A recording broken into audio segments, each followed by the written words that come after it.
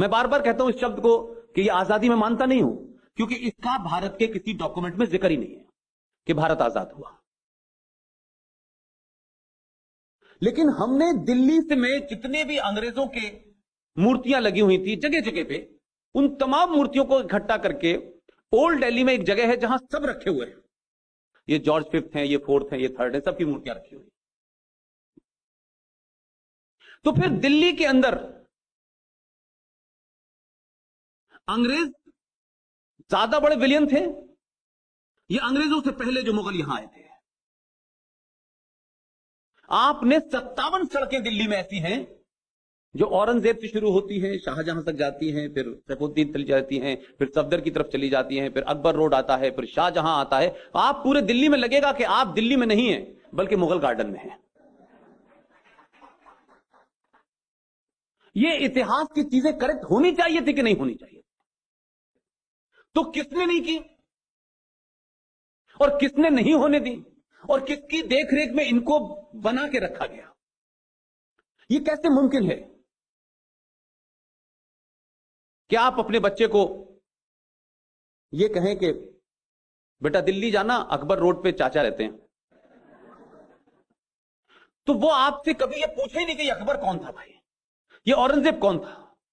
और जब आपसे पूछे तो इतिहास में उनके बारे में क्या क्या लिखा हुआ है आप वही पढ़ाइए।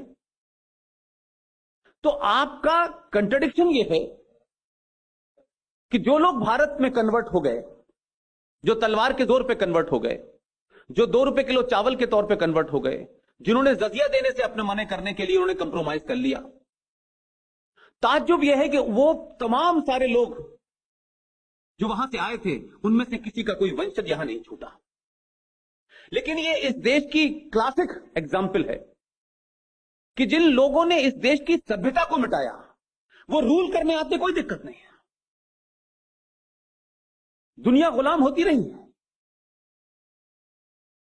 बख्तियार खिलजी हिंदुस्तान आया, उसको अगर वो ताकत के साथ आया था, यहां के लोगों को हरा दिया था, उसको रूल करना चाहिए था।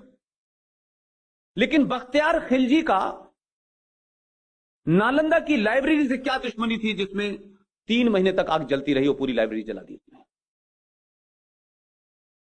इस देश में जो भी सिंबल थे आपके, उन सिंबलों को डिमोलिश किया और वो तो चले गए, बाबर साहब पे लौट गए, बाबर में बैठे हुए हैं, लेकिन यहां के लोगों को चाबी दे गए और एक खास मजहब के लोगों को दे गए कि ये चाबी आपके पास है, अब आप इसके लिए लड़ाई लड़ें।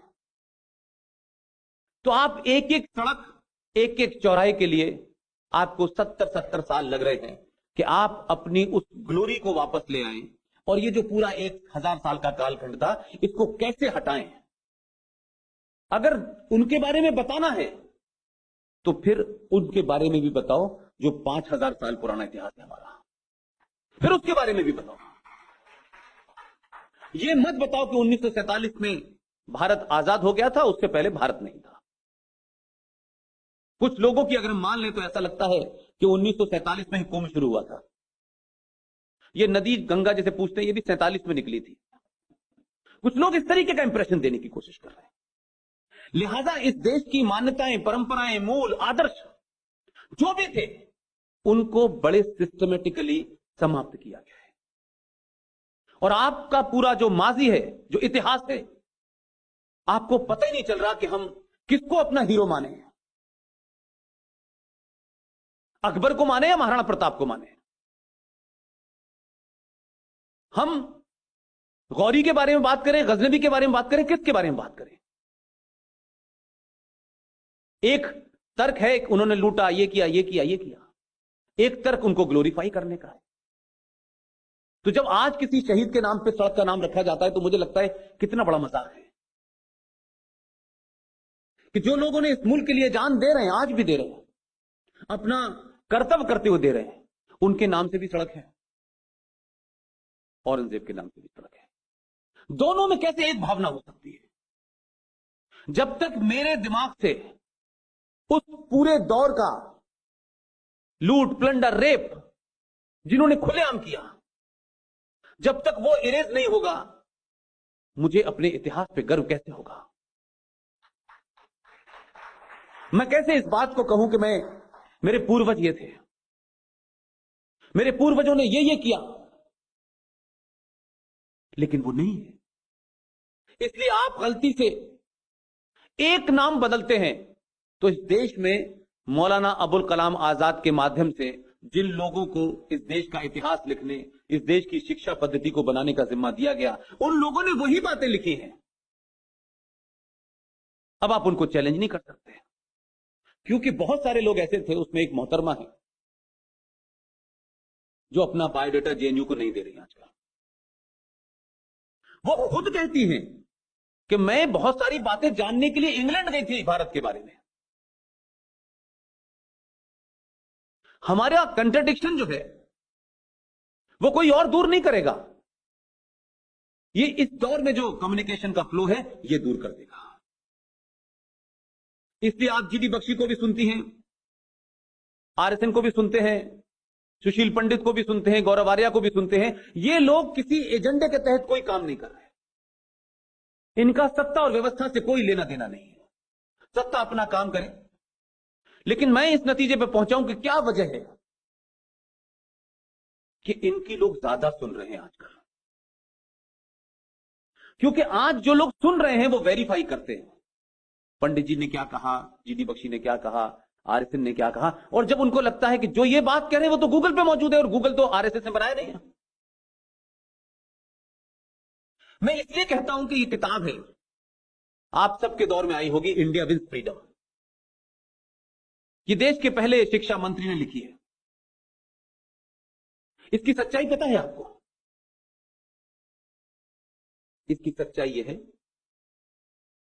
कि मौलाना अबुल कलाम आजाद ने यह किताब लिखी, और लिखने के बाद उस वक्त का राजनीतिक स्वार्थ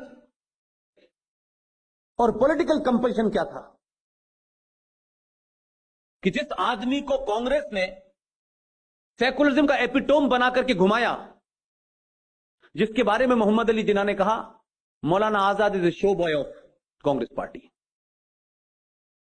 उस आदमी को शिक्षा मंत्री बनाया, जबकि उनका शिक्षा से कोई मतलब नहीं था।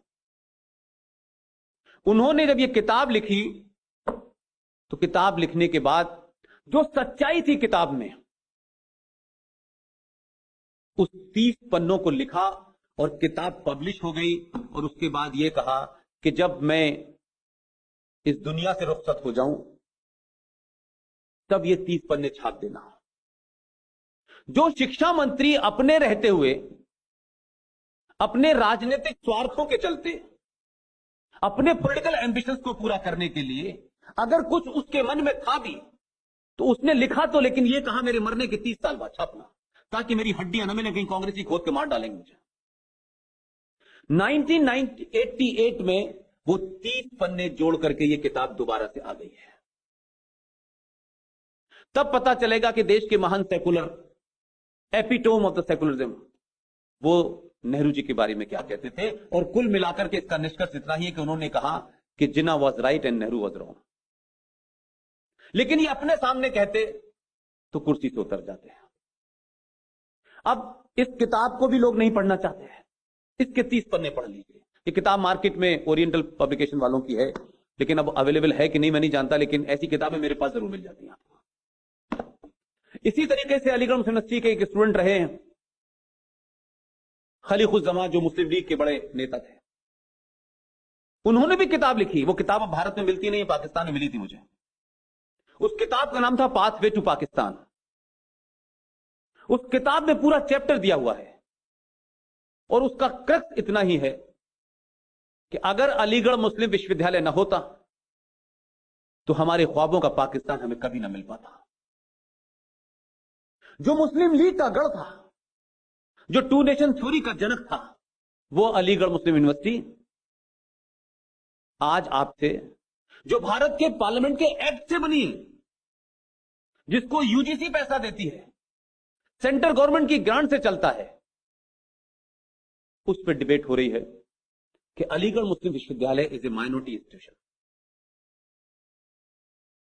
भारत के इलाहाबाद हाई कोर्ट ने यह फैसला दिया कि यह किसी भी तरह से माइनॉरिटी इंस्टीट्यूशन नहीं है। केंद्र सरकार ने कई बार कोशिश की कि इसको अपील करने के लिए ऐसा कर दिया जाए, लेकिन मुझे खुशी है कि थोड़ा थोड़ा मिजाज बदला है,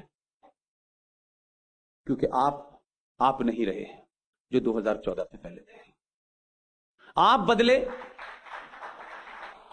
और आपने अपनी बात कही तो सरकार ने भी सुप्रीम कोर्ट में एफिडेविट दे दिया है कि यह किसी कीमत पे माइनॉरिटी स्टेटस इसको नहीं दिया जा सकता।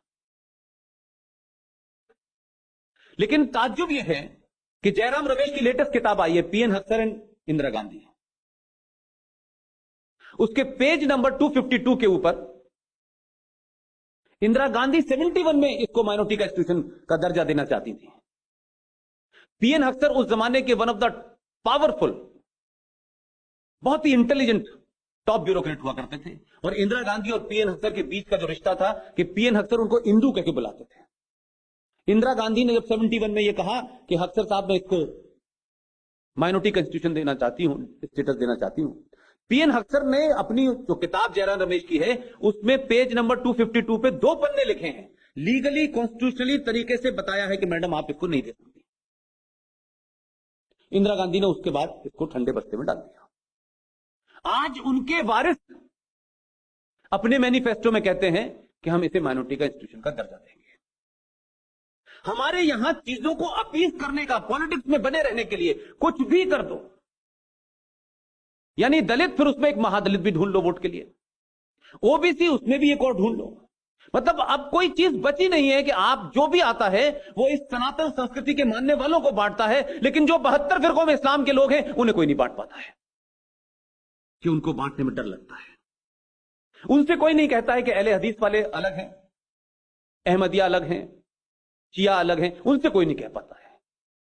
लेकिन आप 70 साल में इतने बढ़ चुके हैं कि बड़ी मुश्किल से 2014 में एक हुए हैं। और मैं इसको किसी सरकार के बनने या नहीं बनने में मेरा कोई इंटरेस्ट नहीं है। सरकार पहले भी बनती थी, आज भी बनी है, लेकिन आपने कम से कम, सरकार में कौन आ गया यह भी एक मेरे लिए बहुत बड़ा विषय नहीं है, लेकिन आपने पहली बार अपने राष्ट्र को वोट दिया है। पहले आप इस पार्टी और उस पार्टी को वोट देते थे, लिहाजा जब आपने अपना मकसद छोटे से बड़ा कर दिया तो अब देश में बड़े काम भी हो रहे हैं। जो कहा जा सकता था कि असंभव है, हम तो 15 साल से उससे लड़ रहे थे, इतनी बारीकियां बताई जा रही थी, इतने खौफ खड़े किए जा रहे थे, लगता था पता नहीं देश में जाने क्या होने वाला है। लेकिन मुझे लगता है कि जब आपके अंदर विल होती है और समाज का दबाव होता है और सत्ता पे बैठने वालों को यह पता होता है कि किसके वोट से वो जीत के आए हैं, तो फिर 70 दिन में 370 भी समाप्त हो जाती है। ये एक घटना मात्र नहीं है। इसको अगर लोग समझते हैं कि 2 धाराएं हटा दी, कोई बड़ा काम नहीं किया, मैं मानता हूं कि जिस संस्कृति के आप लोग हैं उसमें बहुत बड़े काम होने चाहिए थे, लेकिन जिन हालातों में आप फंसे हुए हैं, जो व्यवस्था के अंदर जिनकी जड़ें कई किलोमीटर तक अंदर हैं, वो इतनी आसानी से सत्ता से हटने के बाद आपको रहने नहीं देंगे। इसलिए इस देश में छुप के एक घटना, 130 करोड़ का मुल्क है, पता नहीं कितने लोग कहां कहां किस किस तरीके से मर जाते होंगे। कोई आइडियल स्थिति नहीं है इस देश की, लेकिन एक घटना में कुछ भीड़ उसको मार देती है। लेकिन आप लगातार देखें, अगर उसको बहुत ब्लंटली कहा जाए, हर मरने वाले मुसलमान की खबर यूएनओ तक पहुंच जाती है, और मरने वाले हिंदू जिसको मुसलमान मारते हैं वो खबर दिल्ली नहीं आ पाती है। एक आदमी के मरने से इस देश की सुप्रीम कोर्ट कहती है मॉब लिंचिंग हो रही है, लेकिन 3,500 सिखों को मॉब ने मारा, लेकिन यह मॉब लिंचिंग नहीं थी। 5.5 लाख कश्मीरी हिंदू पंडितों को मारा, लेकिन यह मॉब लिंचिंग नहीं थी। इसलिए मैंने कहा कि आपकी सत्ता और व्यवस्था के अलावा जितने भी इंस्टीट्यूशंस हैं, उन तमाम में डर बैठा हुआ है।